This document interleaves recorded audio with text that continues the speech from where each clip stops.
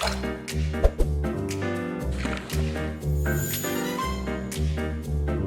everyone, welcome again to MustardHub Voices Behind the Build. In these fireside chats, we speak with the people building, backing, and running better workplaces. I'm your host, Curtis Forbes. My guest today is Monique Jackson. Monique is a senior people strategist with over a decade of experience leading inclusive, cross-functional programs at scale. As a senior director of people at Gusto, she oversees DEI, benefits, and engagement strategy for 3,000 plus employees, aligning culture with business impact.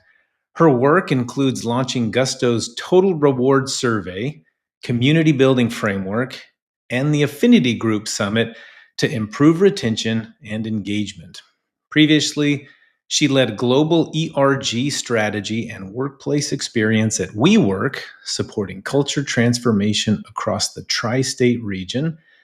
Monique holds an MBA from the University of Florida, a Bachelor of Science in Accounting from Rutgers, and multiple certifications in DEI and intercultural development. Welcome to Behind the Build, Monique. I have really been looking forward to our conversation today.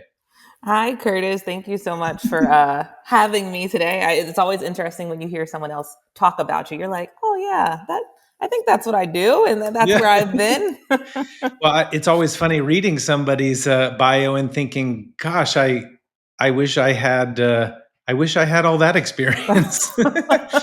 So you are a Disney adult and hold the Disney's approach to employee engagement certification. I have been dying to know before I get into other things. Yes. What is that? So, well, what is it, a Disney adult, or what is the certificate? Or do you want me to tell you a little bit about both? Okay. So a Disney adult are adults that still go to Disney, right? People that don't have children, but you are going to see them at the parks. They're going to have annual passes. They're going to be there for all the official additional events, the After Dark, the Mickey's Not So Spooky Halloween party. So that is me. I am a Disney adult. No one usually goes to the park with me under the age of 18. And we love it. It is so fun. So layering onto that, being a Disney adult, one of the things that I've always admired about Disney is the internal and external way in which they build experience. So this certificate is part of the Disney Learning Institute, where you actually get not only some tangible and tactical approaches to enhancing the employee experience, but you actually see behind the scenes how they do it, how they think about that, and how they've actually had to do it differently time over time. So getting that certificate, I was able to actually do it with my entire team. And we were able to really dive in and learn. That's really cool. So I was at Disneyland a couple of months ago with my little girls. I am a big fan of Disney. And when I get to see it through their eyes, it makes me even a bigger fan. I'm actually not even sure the last time I saw a movie that wasn't animated. Same. But life, yeah. So that's life sometimes. Before we dig in, to some more specific things about Gusto, let's talk about where you work. What is Gusto? Let's describe it to everybody who's listening. Yeah. So how I always describe Gusto, it's the one-stop solution for an entrepreneur. And the reason I say entrepreneur, it's because if it's just you or you have a small team, right? We focus on small and medium businesses and take away all of the headaches, the hassles, those things that can sometimes be very time consuming. So you can focus on what matters, which is your product, whether that be tangible or that be a service. You can spend your time there growing your business, and some of those administrative woes and frustrations we're able to remove for you. I can definitely say it's the truth. I did run other businesses before.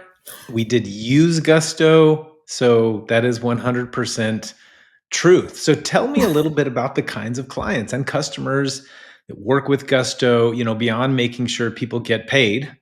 What are they trying to achieve? What problems are they trying to solve for these entrepreneurs?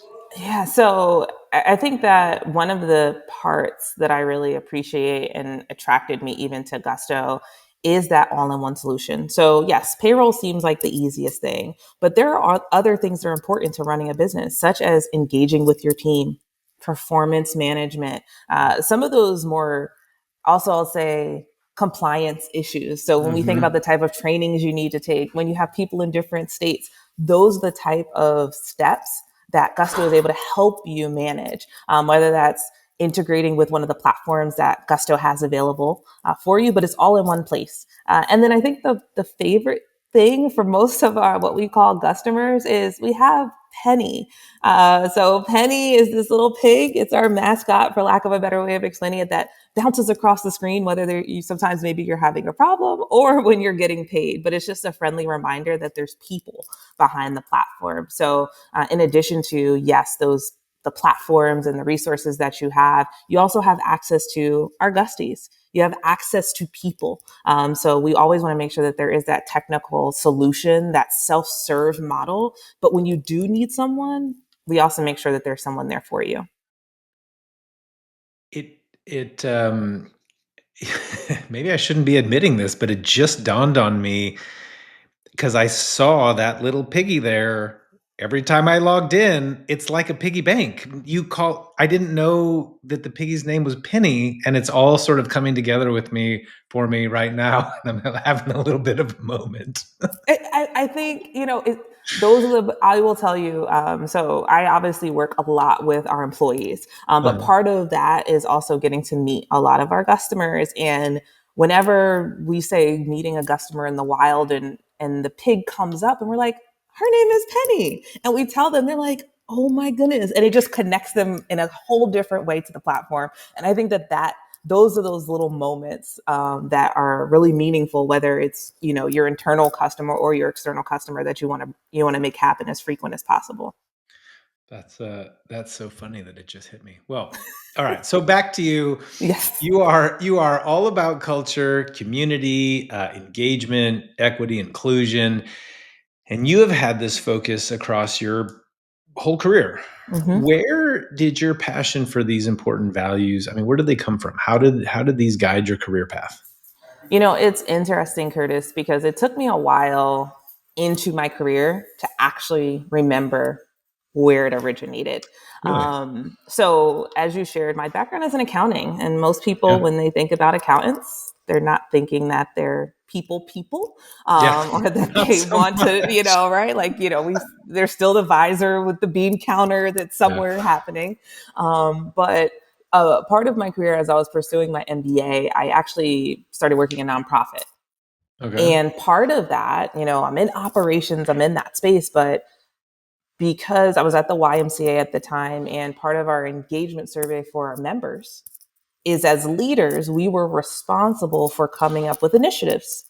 And during my time there, I came up with an initiative for high school students in the community in which we served, in which it was actually an extension of their high school learning where they would get additional credits. And it actually helped a lot of students graduate. It was sometimes that little thing that got them over the curve. And that was my first time when I look back on my career where I really tapped into that skill set. I tapped into what it meant to build community, what it meant to understand a community, build a culture around it, and make impact. And from there, there's little moments within my time, whether the title said it or not, where those were always important parts of how I showed up, whether that was building a community or strengthening it, or defining what impact I wanted to see and being a part of making it happen. So I would say that would be the moment where like the light bulb probably turned on from a more tangible way of showing up in my career. That's really neat. Did just out of curiosity, Yeah. those initiatives, did they survive after you left the organization? Do you know? Yeah, they did for a That's couple of awesome. years. Okay. They did, and when I moved to another association, another city, Mhm. did a different iteration. But love that question, right? Because you can always do thing once, right? But does it scale? Does it stay? Does it iterate? Otherwise, it's just a distant memory. So as senior director of people at Gusto, you play this leading role in enhancing like the overall employee experience there, which is pretty tall order. How does one even think to begin to make a successful strategic employee engagement and experience happen? Yeah, I think for me, what's really important is understanding who the client is or the Mm-hmm. customer. So at Gusto, like a lot of companies, we have hourly and salaried populations. I think that in and of itself, knowing the landscape was really important because experience is different for everyone. So first, understanding the population that you're serving. Next is understanding what's working. Where do you see moments of inspiration? Where do you see people gathering? Where do you see people getting excited?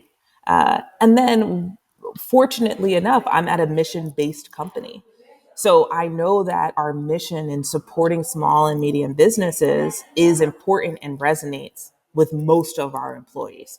So understanding those elements first was important in being able to just get something on paper. Yeah. I think that the next step is being honest about what you can and cannot do.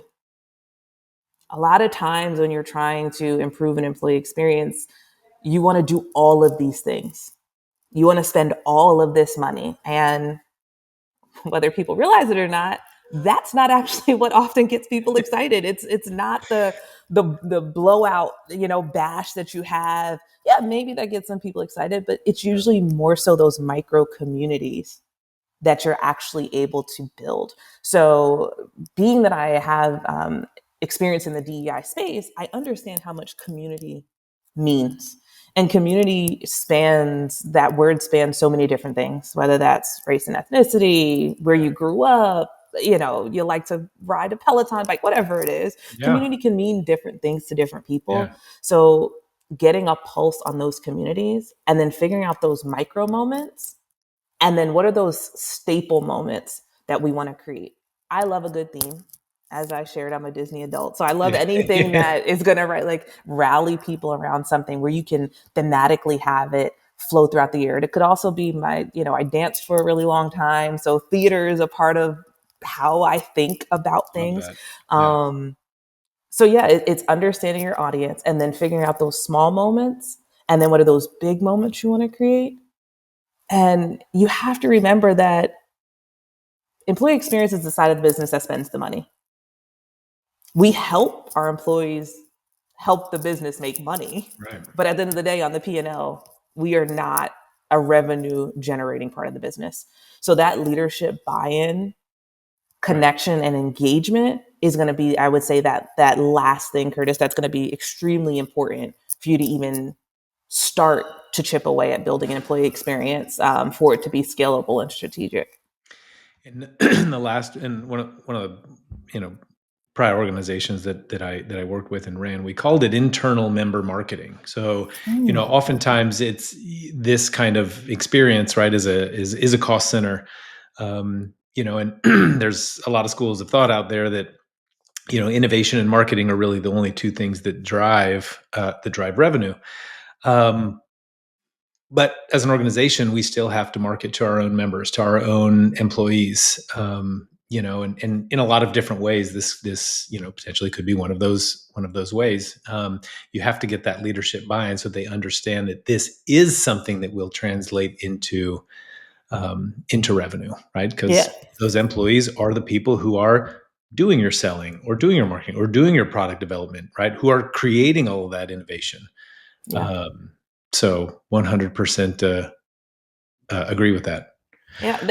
A lot of people forget, there's a lot of different quotes and studies around employee engagement, and the more engaged your employees are, right, the higher retention, but the higher sales numbers are. They are your marketers. They are your walking billboards. So if That's they right. are not happy, it Yeah. will come through in your numbers. So I think that, it may not be as direct one-to-one as folks are used to seeing when you're thinking about ROI, but if you actually take a step back, you can see the correlation of highly engaged teams, what they're able to produce on the revenue side of the house. Oh, 100%. Oh, I mean, without a doubt. So you've also been involved in some really interesting, and exciting initiatives at Gusto. And I want to know more about these. Like, for example, I want to know about the total rewards survey, right? We talk a lot about total rewards here at Mustard Hub, and how organizations can build an effective total reward strategy. We're also all about data and metrics. I guess I'm really curious, like, what kind of things did you set out to measure in that survey? And can you share any of the more interesting insights that kind of came out of that? Well, I think one of the interesting parts of my role is I have the internal benefits part of total rewards. But as everyone knows, there's other parts of total rewards. There's compensation, there's equity. So I will start by saying that even with this type of initiative driving it, that collaboration of getting alignment on it being an understanding that all of these things together actually make up a total rewards package. Any of them standing alone don't really matter. It's really a person understanding their full package. And because it was something that we were doing for the first time, and this is where, Curtis, I try to be honest with myself. I try to be honest with stakeholders. We're just trying to get that baseline introductory information. Yeah. Oftentimes when people are doing surveys of any type, they're asking questions to get data across different things, how much someone likes something, they don't like something. But a lot of times they can't do anything about it. So you're actually setting yourself up for failure by asking people for all their opinions about all of these different things. And you're actually going to do nothing with that information, right? And then you start to build the muscle within your organization where people don't want to be honest. For what? Right. Why am I giving you feedback? You're not going to do anything with it. So thinking about it through a 3-year strategy, the first year was really like, what is the general sentiment of what we're currently offering? How does that measure up? Right. This is the data that we do have access to is benchmarking data. All right. What does good, quote unquote, look like out there comparative to an organization of our size, our tenure, our industry? So really understanding how our populations feel about what we currently offer. How does that measure up to those, our competitors, right? Often we'll talk about what percentile of talent we want to attract or retain. Well, what are those other companies that they're looking at? What do their packages look like? The other piece that was really important, and we talked about this a little bit before, is we have different types of populations. Yeah. So when we think about how you analyze this data, for me, what was really important is that exempt versus non-exempt population. There's millions of cuts that we could have taken. But that was very important because of the distribution of those populations, as well as when we think about how we may externally market from an attraction perspective. Are we telling everyone about unlimited time off and that being a benefit, but not everyone actually gets to experience it when you join, right? So I think that those are the type of pieces where gathering from a sentiment perspective, how we measure it from benchmarks perspective, and what are some of those low-hanging fruits that we can do something about. So taking that example, for instance, understanding that, and this is not unique to Gusto, but for most organizations, what's important to your salary population from a total rewards perspective and what's important from your hourly is very different, just by nature of the roles, the industries that they're in. But now that we have that, how do we then, from a programmatic perspective, build in such a way that our language speaks to both populations? How do we ensure that the touch points and answers that we're providing actually are answering what folks are looking for? And I think that really set us up for the long-term implementation of a survey of this type, where we did not set ourselves up of saying, hey, we want everyone to be extremely happy, right? When we do an NPS type of question, they would recommend these benefits and we want to, have only promoters. Yeah. That's not going to necessarily set us up realistically, but year one was really building on that sentiment, understanding programmatically what is those low-hanging fruits with things that we already know we're going to be doing or changing that we can implement right away.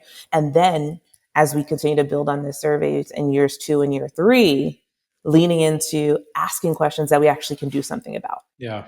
That's right? Great. There's even going to be audiences for some organizations that include contractors, which is maybe a whole other set of, things to consider. Yeah. And I think what I've learned is there's a lot of great information out there, right? Someone may listen to this conversation and other conversations that you've had and say, oh my goodness, I'm going to go and do that. But they never ask where they work and what they're trying to accomplish and what's important to their organization. And if you don't ask those type of questions, or even you go from organization to another organization and you just take what you did and you don't apply the new organization to that thought process, you could be setting yourself up to not be, we'll use the word successful, right? Or make an impact, I'll say. So I think it's really important to, before you even get started, because data is one of those things, you can make it tell the story you want it to. Yeah, this is true. So if you're doing it for data's sake, there's a lot of data out there that's very easy to capture. Yeah. But what's the purpose it's serving? I think that those are some of those questions that, you know, speed, right? Or iterating and continuing to just get things across the line. You could be missing some really critical steps in the beginning by asking some of those questions where you're going to have to go back and do it again. So spending some time there, I think, is really important before you think about gathering any type of data. So you're not doing a survey just for survey's sake. I like that. And I think that, it kind of touches on something that I like to even discuss later about the data that you're collecting. And if you find that people are, well, we can get into that a little bit later, but I think that it makes a really good point that data for data's sake, right, isn't necessarily, it's not great, because we can, it can shape whatever narrative we want to tell, right? So I think that you make a really great point there. Now, you are also part of a real integral part of building the community building framework. What is that? If you can tell me, and why was that created? What problems was that designed to solve? So I think community, and we talked a little bit about this, is such a broad word, but community in other companies, it may be called culture. In some companies, it could even be called DEI, right? Or belonging or inclusion. Community was really the way of how do we connect our gusties or our employees, no matter where they're located, through what? How do we do that? How do we bring people together, right? Whether that be in person, whether that be virtually, whether that be a hybrid approach, how do we get people connected? We're not different from any other organization of hiring remotely during the pandemic. So you have people everywhere.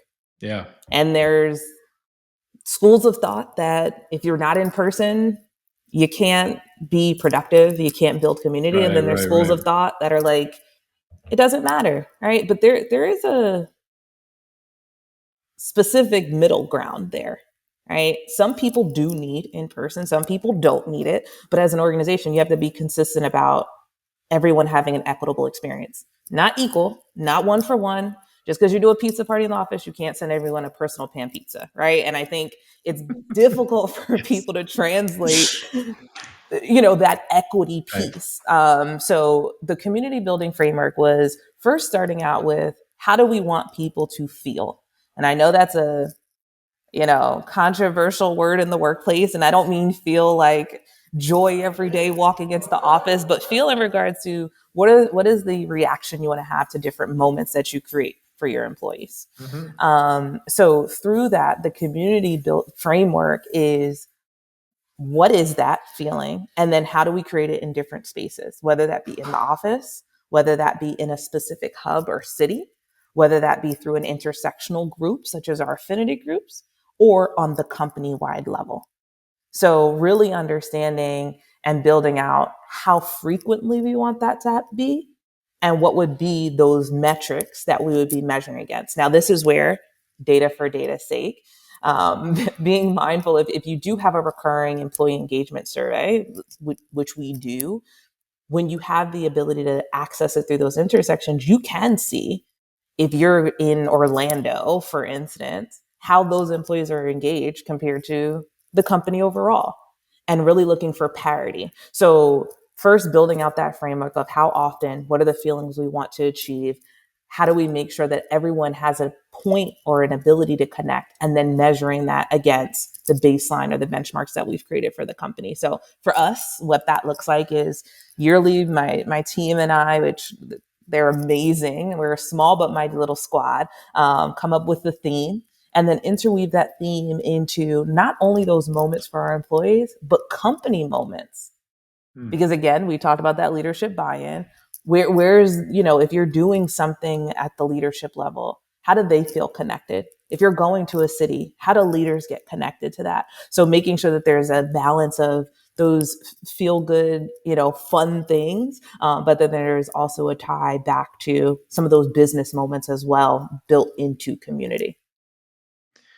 I love that. And there's different challenges when you bring that to a sizable workforce, when you're working with 3,000 plus employees versus a, small business of 50 to 100 or even fewer than that, right? So, I would imagine that these questions that you're talking about asking yourself when you're sort of, at that jumping off point, really sort of influence, I guess, how you go about applying all Yeah. these things.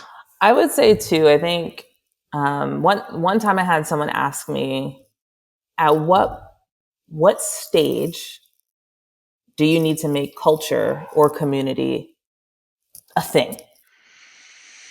And what was your answer? I'm No, curious. before I get what, do you have an idea? Maybe I'll say, do you have an idea of what I may have said, or do you have an idea of like what stage at a company you may want to do that?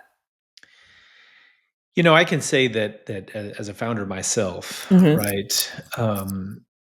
I think that in small organization, well, first of all, in any size organization, right? Your leadership really does kind of set the tone, right? But culture also grows from the middle. I think that as a leader, at an organization, right? No matter how big they are, you're going to want your values, I think, instilled, or you're going to want to see those values that you have, right, instilled in those people with whom you're working. And sometimes I think how a person might deliberately go and hire somebody, according to certain values, right, or the culture that they're looking to build, it changes really, as an organization of one, when you're hiring that next person, right? Or if you're building a startup or if you're running a small business and you bring on one person, I think inherent in how you maybe work with that person through their interview process, right? There's so many things that are so personal, and maybe there's less process put towards that culture building. It's a little bit filed back in the brain because there's so many things, I think, as either a small business owner or as a founder, you're focused on. And as the organization grows, I think when it becomes more front and center, because I think then leaders start to see the fractures, right? And so it becomes a response to the way that they see that culture growing from the middle, right? If you're not Mm-hmm. deliberately building the culture that you want, it will create itself, and you might not like that. So, I'm sort of thinking through my answer, but it's a reason why I think at early stages of business, whether you're running a small business with only a few people, whether you're a startup founder that's bringing on, each marginal employee, very, very hopefully slowly, you know, um, there are considerations, right, that you should be mindful of as you're bringing people on at the early stage. That way you're not just having to play catch up, right, and having to implement these things as a response to what you see growing within your organization. I don't know if that's the right answer. You could probably tell me. No, I mean, I agree. So this is what I will say. I love that you said this. If you don't build it, it will be built. And Yeah. you may like it and you may not like it. This is I true. think it really is around a founder understanding their true span of control of influence. And for me, what I have seen is once an organization gets between, I would say 500 to 1,000 is where they need to explore that there's someone that's actually paying attention to what culture is being built. And the reason I say that is usually that's also the space when you're going to start to, I'll say, grow up. You're going to want to build processes. You're going to want to build programs. You're going to want to build in a very thoughtful way. And if you don't have someone saying, hey, how are we embedding our culture, our principles, our values into these programs, then that's when you start having programs that just don't align. And then you hyper growth, and then you're 2,000 people, and then you're 3,000 people, and then you're so far Yeah. that you start to pull things away and it makes people confused. There's almost like a shock, right? Those people that have been there with you from the beginning, you have the ability to spend time. And as a founder, maybe be in every interview and do meetings and do all of these things, but you can't do that forever. So that's why I always say, right, you build it from the beginning, but are usually around that 500 to by 1,000 people. It doesn't have to be like one person that's just your head of culture, but there should be someone that has that part of their scope, their Yeah. responsibilities. You made a really good point about, as a founder or a business owner, or really, in that leadership position, what your really, that span of influence, right? For example, in a small business, bringing on one person, the next person, a dozen people, you have such a strong influence on every person. You can have those daily connections Mm-hmm. with with people. And at a small business, we're talking, you know, location, right, based small businesses and things like that. The business owner is going to be able to have that opportunity for regular daily interactions with all of their staff, from their frontline workers, right, to their general managers and leadership. And that influence extends to everybody. Sometimes, 2 dozen, 3 dozen, 50, even 100 people, you have an opportunity to engage with them directly in a variety of different ways. When you Mm-hmm. get to that level you're talking about, you are pretty removed now from so many of the folks that your influence is somewhat mitigated to a lot of those Yeah. frontline folks. And so there have to be some kind of processes in place. And so I really like that as sort of a litmus to help a leader understand when they need to start implementing some more processes and systems, I guess, to address some of those things so it just doesn't get out of hand. Yeah, and it's all about the intentionality, right? Just like Mhm. anything else in a business.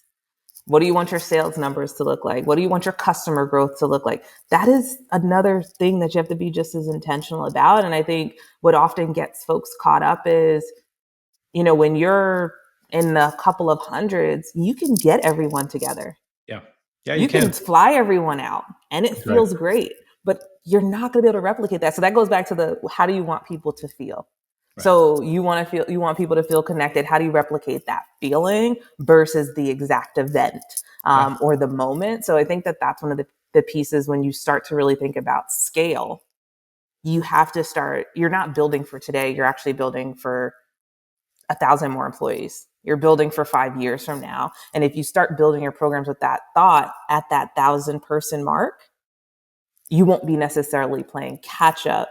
You've already started building for that end versus the 1,000 people you have right now, which I think is just more of a mind shift when you're starting to build and plan.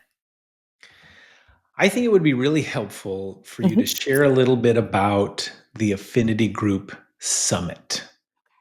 The concept of affinity groups might be new to some of the audience. So if Mm-hmm. you can share what these are and what the way they look like at Gusto, that would be awesome. Sure. So affinity groups can also be referred to as business resource groups, employee resource groups, employee community groups.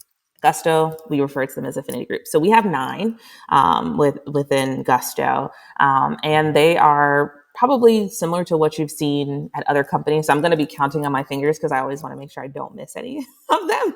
So we have 40 plus. We have Asians with Gusto. We have awareness of visible and invisible disabilities, which is also AVID. Black with Gusto, Families with Gusto, Juntos con Gusto, Pride with Gusto, Military with Gusto, Women with Gusto.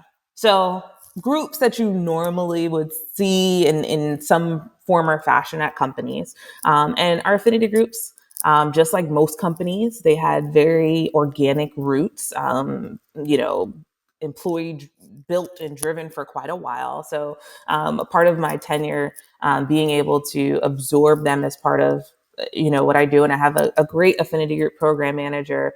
What we really identified is going back to anything that's not revenue generating has to be tied to the business, right? Yeah. What was the impact or what were we really looking to achieve with our affinity group program?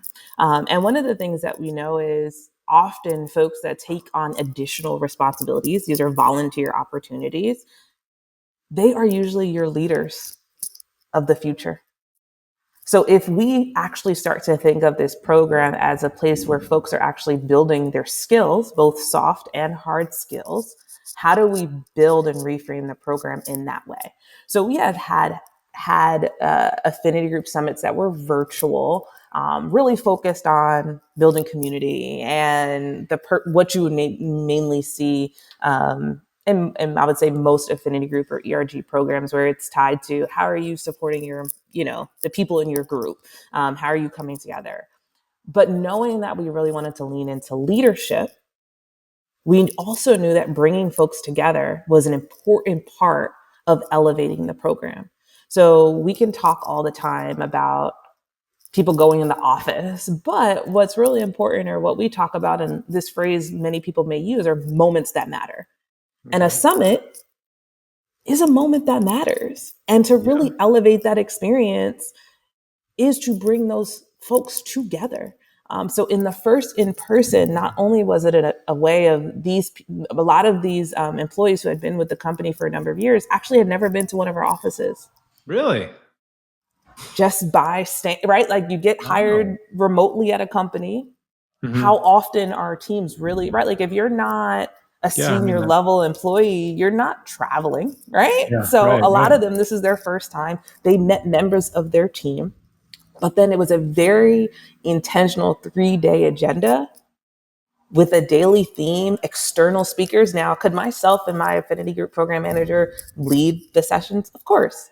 But to elevate the value of it was to bring in external folks, right, that are experts, they're SMEs in their space, to talk through everything from actually leading your affinity group program to other soft skills such as public speaking, or leveraging the skills that you are gaining while leading an affinity group into your day-to-day role. And again, making sure that we're being considerate and conscious of our employee population. Every morning there was a 3-hour work block, so that if we had our hourly folks, they were still able to do their daily responsibilities for the 3 hours in the morning. Now, for our salaried folks, they have a little bit more flexibility on what their manager may be okay with. But it was really the thoughtfulness of elevating the program to become more of a leadership experience. And as we're planning, we'll be having our next one in this coming August. Again, how do we bring that up one more level, right? Consistency for scale is very important to me. My team hears me say it all the time, but having that framework allows us to challenge ourselves on what's missing. What is the gap we're looking to fill, and how does it tie back to what's the priority and the focus of the business?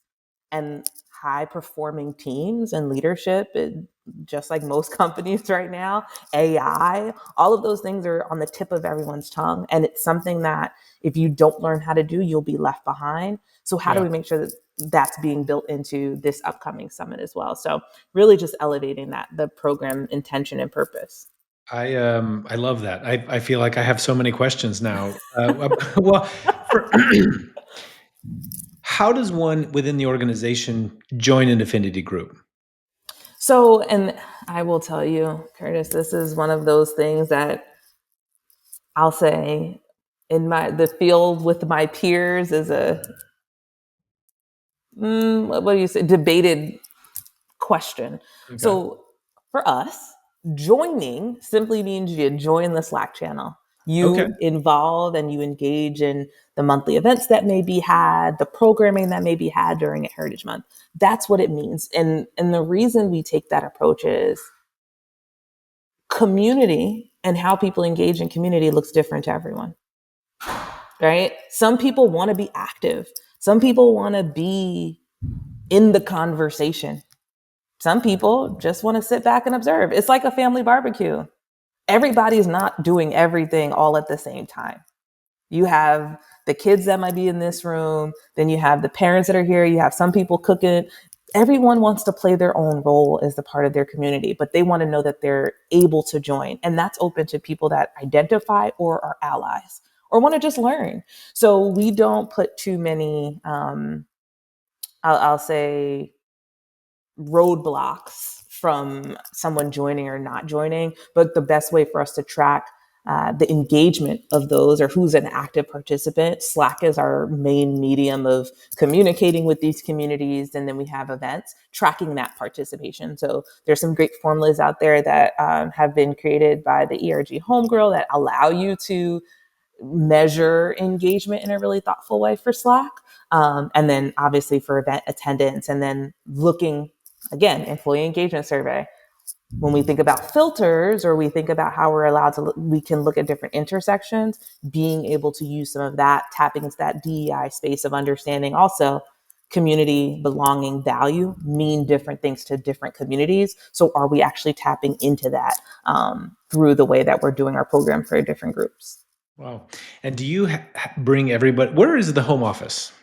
So we have a couple of them. In the US, we have one in Denver, New York, San Francisco, and Arizona. And then we have a space in Canada. So we don't have like I'll say our largest is in Denver, but we don't have one that's like, hey, this is our headquarters. That's not the approach, which actually makes it easier too when we think about building community engagement, because it's more so where you are and how you're able to engage.